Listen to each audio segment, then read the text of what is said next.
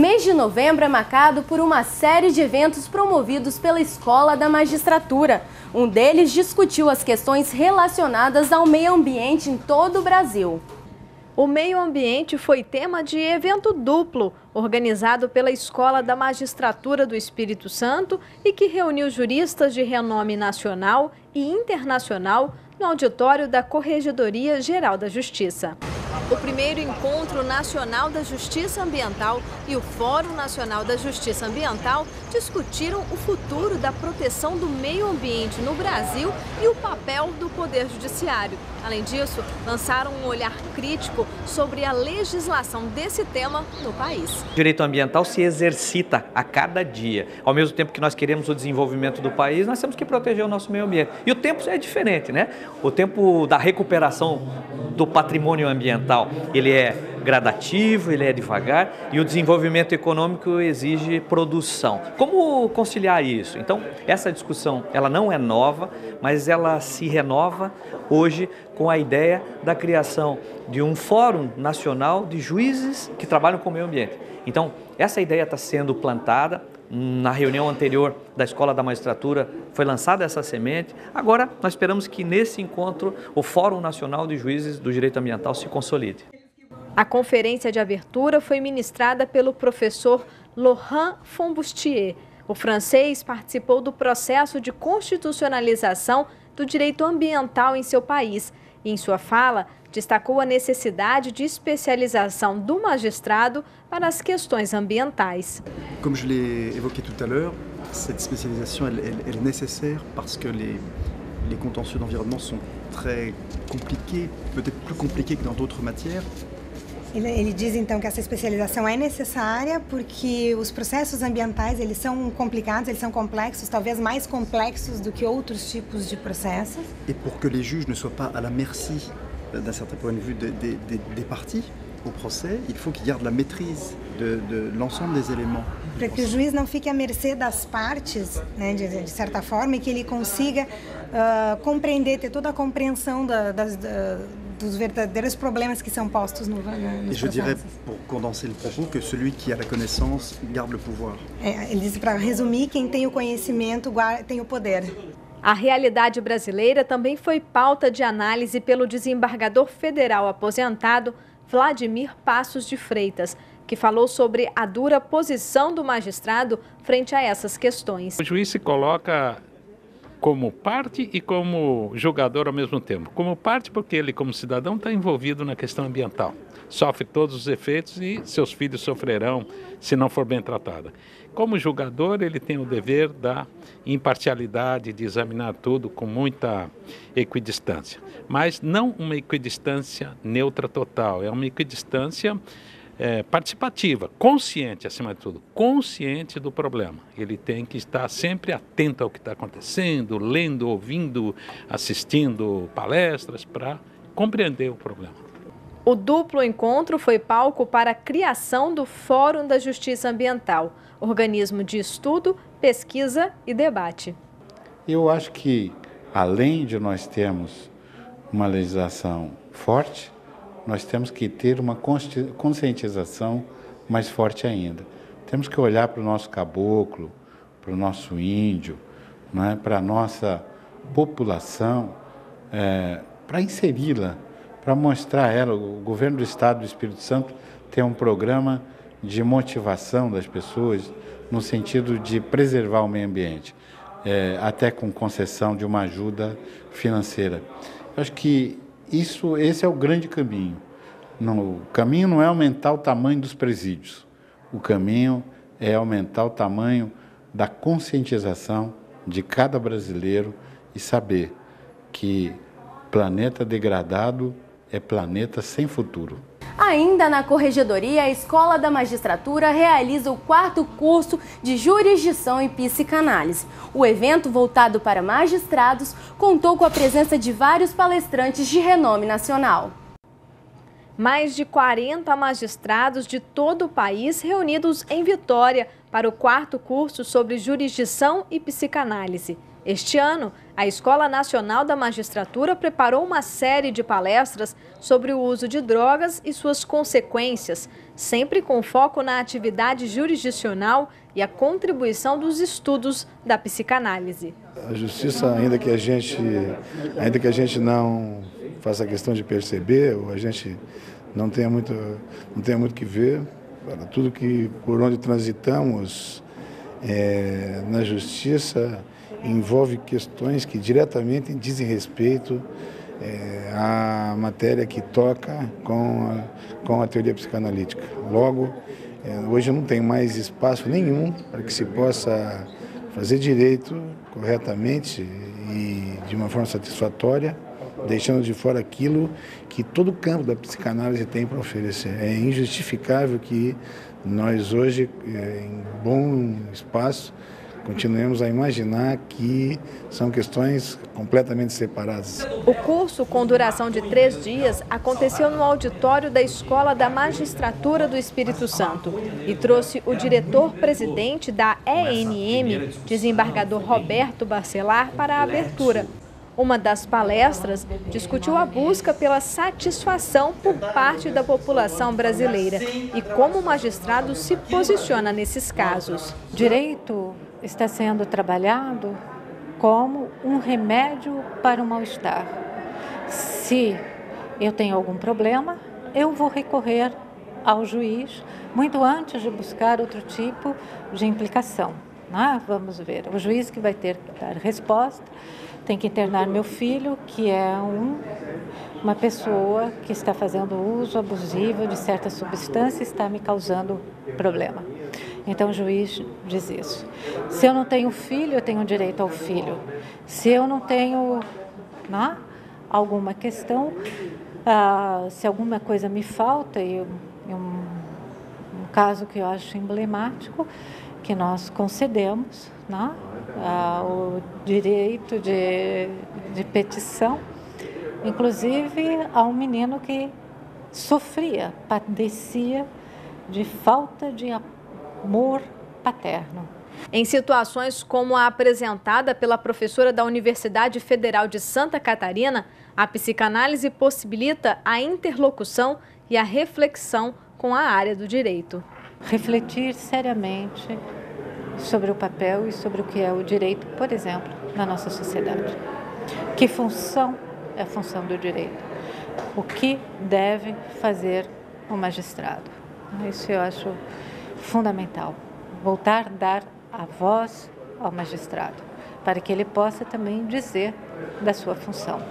Não simplesmente formularmos outro modelo e então, a partir desse modelo, nós vamos enquadrar os magistrados.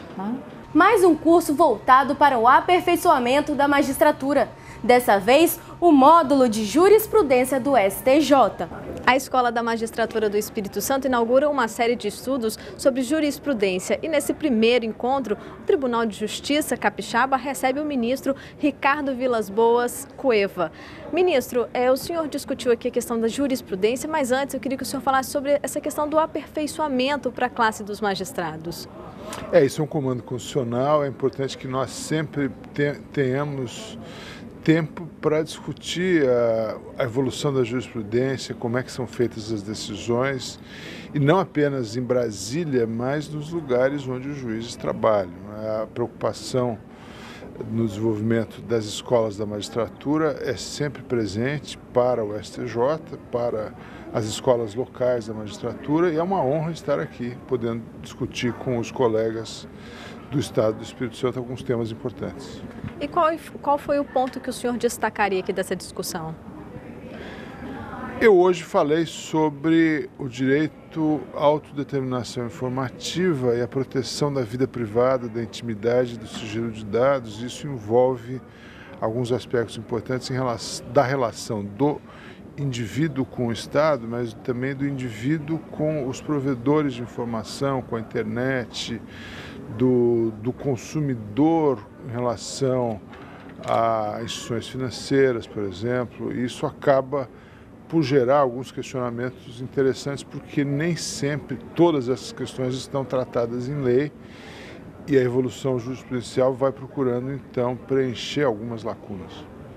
E, para finalizar, ministro, a gente pode esperar um retorno do senhor aqui para o Espírito Santo para uma nova palestra? Com certeza, será um prazer. Obrigada, ministro. Obrigado. O ministro Ricardo Vilas Boas Cueva participou do curso de aperfeiçoamento para magistrados realizado pela EMES. Espírito Santo cedia o 13º Encontro Nacional das Justiças Militares. Magistrados e juristas discutiram mudanças no Código Penal Militar.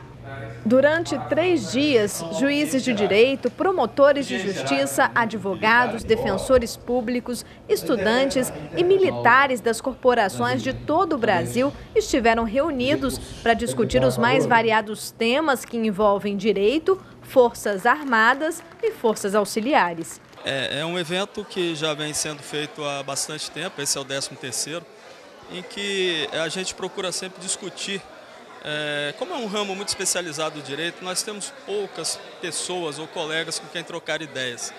Esses eventos são sempre uma oportunidade de fazer uma troca de experiências, uma atualização, onde a gente também discute matérias importantes do direito militar, tentando sempre aperfeiçoar a prestação jurisdicional. A nossa preocupação aqui, fundamental, é a discussão da nossa legislação, que é de 1969, e que não sofreu as alterações que ocorreu no Código Penal Comum.